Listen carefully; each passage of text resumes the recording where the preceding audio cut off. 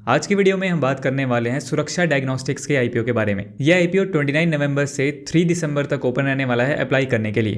तो इस वीडियो में हम सबसे पहले से ग्रे मार्केट प्रीमियम की बात करेंगे, उसके बाद कंपनी की आईपीओ की डिटेल्स, कंपनी क्या बिजनेस करती है, इस इंडस्ट्री में क्या फ्यूचर है, कंपनी के की फाइनेंशियल्स एंड फंडामेंटल्स को डिटेल में डिस्कस करेंगे और मेरा क्या ओपिनियन रहने वाला है अप्लाई करना चाहिए नहीं, लास्ट में इसकी बात करेंगे, इसलिए वीडियो को पूरा देखिएगा। नाउ सबसे पहले अगर हम इससे ग्रे मार्केट प्रीमियम की बात करें तो फिलहाल हमें ग्रे मार्केट में इसकी कोई भी डिमांड देखने को नहीं मिल रही है। इस आईपीओ को एक दिन ओपन हुए हो चुका है, फिर भी अभी तक इसकी ग्रे मार्केट में कोई भी डिमांड देखने को नहीं मिली है। हालांकि जो जीएमपी होता है वो चेंज होता रहता है और इसकी कोई गारंटी नहीं होती है कि ये ऐसे ही लिस्ट होगा, इस चीज़ का भी आपको ध्यान रखना है। अब अगर हम इस कंपनी के बारे में बात करें तो सुरक्षा डायग्नोस्टिक्स ये कोलकाता बेस्ड कंपनी है, एक डायग्नोस्टिक चेन है जो 1992 में स्टार्ट हुई थी। तो ये कंपनी मेडिकल टेस्ट वगैरह की जो फैसिलिटी होती है वो प्रोवाइड करते हैं। जो पैथोलॉजी के टेस्ट होते हैं जैसे ब्लड टेस्ट वगैरह होते हैं और जो रेडियोलॉजी के टेस्ट होते हैं जैसे एक्सरे वगैरह होते हैं, उनको ये एक ही रूफ के अंडर प्रोवाइड कराते हैं। और ये company majorly West Bengal, Bihar और आसाम में ऑपरेट करती है। रेडियोलॉजी और पैथोलॉजी के अलावा ये मॉलिक्यूलर बायोलॉजी और कार्डियोलॉजी जैसी फील्ड में भी अपनी सर्विसेज ऑफर करते हैं। इसके अलावा ये home sample collection, online test booking और रिपोर्ट्स के ऑनलाइन एक्सेस जैसी कन्वीनियंट सर्विसेज भी ये प्रोवाइड करते हैं। फ्यूचर प्लान्स में कंपनी अपने बिजनेस को ईस्टर्न और नॉर्दर्न ईस्टर्न इंडिया में एक्सपैंड करने का सोच रही है। अब अगर हम इस इंडस्ट्री की बात करें तो इंडिया में जो डायग्नोस्टिक इंडस्ट्री है इसकी ग्रोथ अच्छे रेट से प्रोजेक्ट की जा रही है। हालांकि इस सेक्टर में कंपनीज को काफ़ी ज़्यादा चैलेंजेस फेस करने पड़ सकते हैं क्योंकि कंपटीशन बहुत ज़्यादा है और टेक्नोलॉजी भी काफ़ी तेज़ी से चेंज हो रही है, तो उसको रेगुलरली अडॉप्ट करना इन कंपनीज के लिए चैलेंजिंग हो सकता है। चलिए अब हम क्विकली इस आईपीओ की डिटेल्स की बात कर लेते हैं। इस आईपीओ का प्राइस बैंड यहाँ पे 420 से 441 रुपीज़ पर शेयर का रखा गया है। टोटल इशू साइज यहाँ पे 846 करोड़ रुपीज़ का रखा गया है, जो पूरा का पूरा यहाँ पे ओएफएस है, यानी ऑफर फॉर सेल है। यानी इस आईपीओ से जो भी पैसा आएगा वो कंपनी के प्रमोटर्स के पास जाएगा जो अपनी होल्डिंग सेल कर रहे हैं। कंपनी के पास डायरेक्टली इस आईपीओ से कोई भी पैसा नहीं जाने वाला है। एक लॉट में यहाँ पे 34 शेयर्स रखे गए हैं, यानी आपको मिनिमम 14,994 रुपये पे करने पड़ेंगे इस आईपीओ में अप्लाई करने के लिए। इस आईपीओ की जो टाइमलाइन होने वाली है उसको आप स्क्रीन पे देख सकते हैं। 6 दिसंबर को इस आईपीओ की लिस्टिंग होगी और आप 3 दिसंबर शाम 5 बजे तक इस आईपीओ में अप्लाई कर सकते हैं। चलिए अब हम इसके फाइनेंशियल्स की बात कर लेते हैं।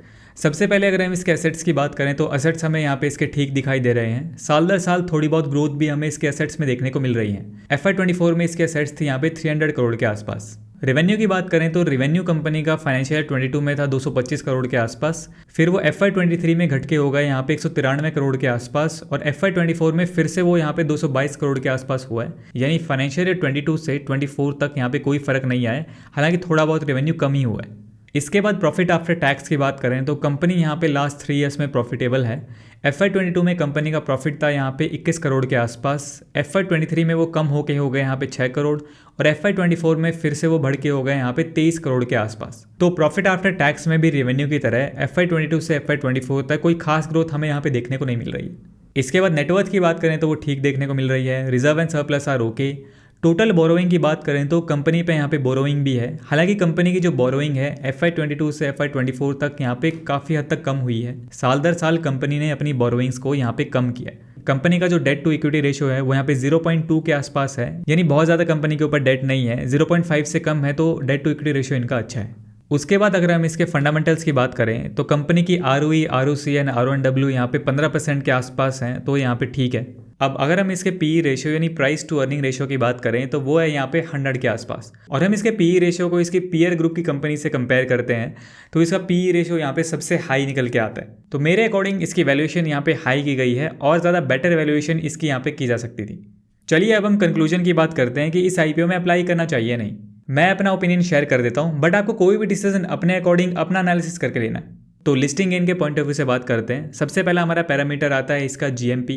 तो GMP जैसे हमने देखा इसके फिलहाल ग्रे मार्केट में कोई भी डिमांड हमें देखने को नहीं मिल रही है। हालांकि पूरे तरीके से हम GMP के भरोसे नहीं रह सकते हैं, ये सिर्फ एक अंदाजा होता है। दूसरा हमारा पैरामीटर आता है इसकी एंकर लिस्ट। तो इसकी एंकर लिस्ट हमें यहाँ पे ठीक देखने को मिल रही है। तीसरा हमारा पॉइंट यहाँ पे आता है इसकी वैल्यूएशन। तो वैल्यूएशन की अगर हम बात करें तो जैसे हमने इसके प्राइस टू अर्निंग रेशियो को इसके पीयर ग्रुप से कंपेयर किया तो इसका PE रेशियो यहाँ पे हायर साइड में निकल के आता है, यानी इसकी वैल्यूएशन यहाँ पे ज़्यादा है और ज़्यादा बेटर वैल्यूएशन इसकी यहाँ पे की जा सकती थी। उसके बाद चौथा हमारा पॉइंट आता है इस IPO की डिमांड। तो एक दिन इस IPO को ओपन हुए हो चुका है और अभी तक कोई खास सब्सक्रिप्शन हमें इस IPO में देखने को नहीं मिला। तो सारे पैरामीटर्स को देखते हुए मुझे तो पर्सनली इस IPO में कुछ भी खास नहीं लग रहा है, तो मैं इस IPO में फिलहाल के लिए इंटरेस्टेड नहीं हूँ। हालांकि अभी टाइम है, आगे अगर इसकी स्थिति चेंज हो जाती है, इसका GMP सब्सक्रिप्शन वगैरह आगे कैसा रहता है, इसको मैं यहाँ पे टेलीग्राम पे अपडेट करता रहता हूँ, वहाँ पे आप ज्वाइन कर सकते हैं। लिंक आपको वीडियो डिस्क्रिप्शन में मिल जाएगा। आपको इस आईपीओ के बारे में क्या लगता है, आप क्या करने वाले हैं? कमेंट सेक्शन में अपना ओपिनियन जरूर शेयर कीजिए। आज की वीडियो में इतना ही। वीडियो पसंद आया तो इसे लाइक कीजिए। मेरा नाम है सुनील, मिलते हैं नेक्स्ट वीडियो में। Thanks for watching.